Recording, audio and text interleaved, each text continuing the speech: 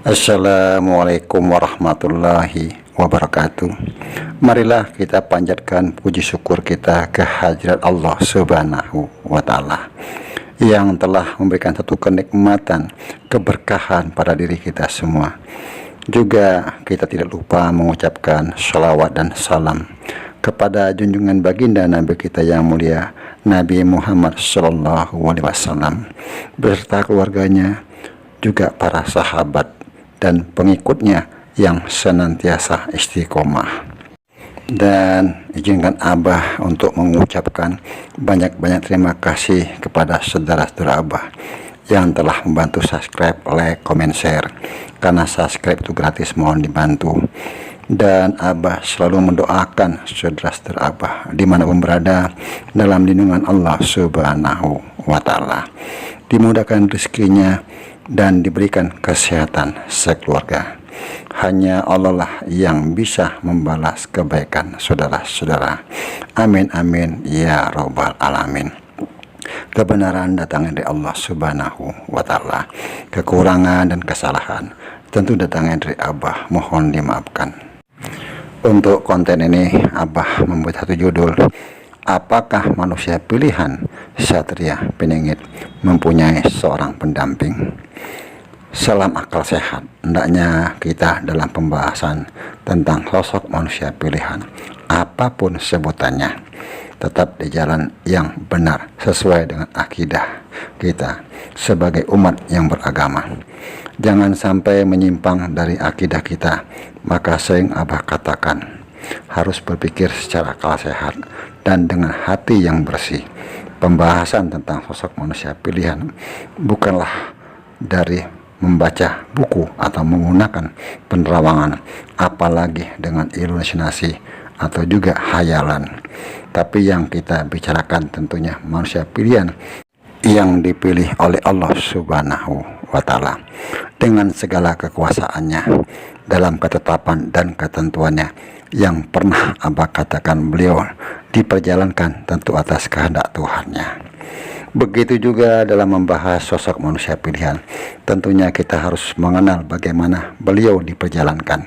Dalam membahas perjalanannya, tentu kita meminta petunjuk kepada Sang Pencipta alam semesta ini, yang kekuasaannya meliputi langit dan bumi beserta isinya, sebaik-baik pemberi petunjuk.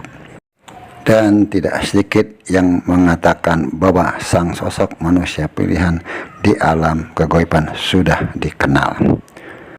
Nanti akan Abah bahas di video selanjutnya.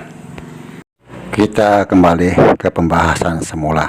Apakah sang sosok manusia pilihan mempunyai pendamping?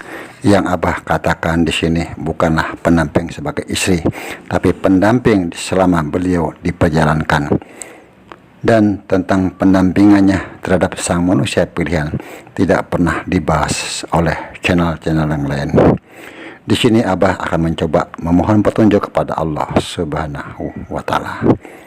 Dalam tapakur Abah, sebenarnya sang manusia pilihan mempunyai pendamping seperti Abah katakan, bagaimana manusia pilihan melakukan perjanjian secara ruh, atau beliau pertama dalam diperjalankan atau juga dimi'rajkan secara ruh.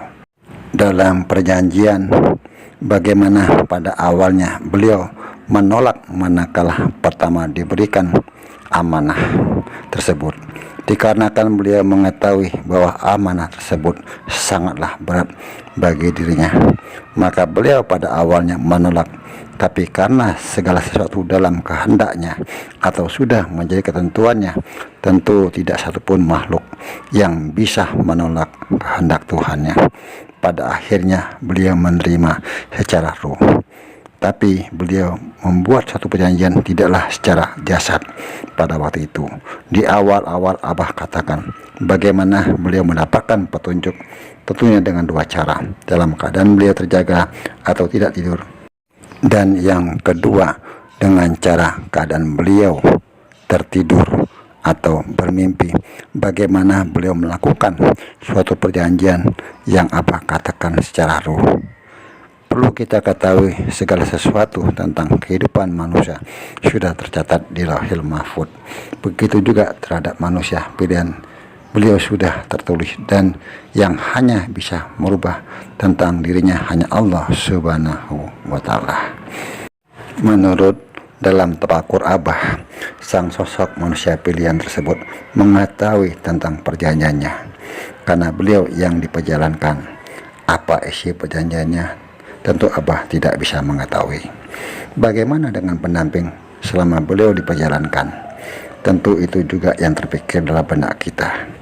Beliau pun juga termasuk manusia terpilih, karena beliau yang mendampingi dalam perjalanan manusia pilihan. Itu pun juga dalam ketetapan Allah Subhanahu wa Ta'ala. Tapi karena sang pendamping tidak mengetahui atau kurang memahami, karena tidak mengetahui, tetapi sang sosok manusia pilihan tetap didampingi, bahkan berganti-ganti. Kenapa demikian? Karena para pendampingnya sudah Abah katakan tidak memahami yang pertama, atau ada maksud-maksud yang lain yang terpikir. Karena pada saat sekarang ini banyak manusia menggunakan akal pikiran dalam menyikapi suatu permasalahan, bukan memakai dengan hati yang bersih, juga akal yang jernih. Apalagi dengan akal-akalan mengharapkan sesuatu keuntungan berupa materi yang nampak, sedangkan yakni materi yang tidak tampak dihiraukan. Disinilah para pendampingnya berganti-ganti dikarenakan mengharap suatu keuntungan, bukannya keikhlasan yang nantinya akan terwujud apa yang diinginkan. Karena Allah Subhanahu wa Ta'ala Maha tahu setiap isi hati hambanya. Begitulah cara Allah Subhanahu wa Ta'ala menyembunyikan atau merahasiakan sang sosok manusia pilihan tersebut, yang sulit diketahui walaupun seorang ulama pun yang pandai membaca Alkitab sekalipun. Kalau Allah Subhanahu wa Ta'ala tidak memberikan hidayah pada ulama tersebut untuk mengetahuinya, maka sama seperti Abah yang awam siapa jati diri sang manusia pilihan dan di mana keberadaannya saat ini pun Abah tidak bisa mengetahuinya. Hanya orang-orang yang diberikan petunjuk, yang hatinya bersih dan keikhlasannya, sehingga orang tersebut bisa mengetahuinya, tentu dengan izin Allah Subhanahu wa Ta'ala. Karena banyak sekarang orang melihat segala sesuatu dengan tampilan secara dohir dan kepiawaian dalam berbicara, sehingga banyak orang yang tertarik dengan segala atribut yang terlihat, tapi sulit mengetahui yang tersirat atau yang tidak diperlihatkan.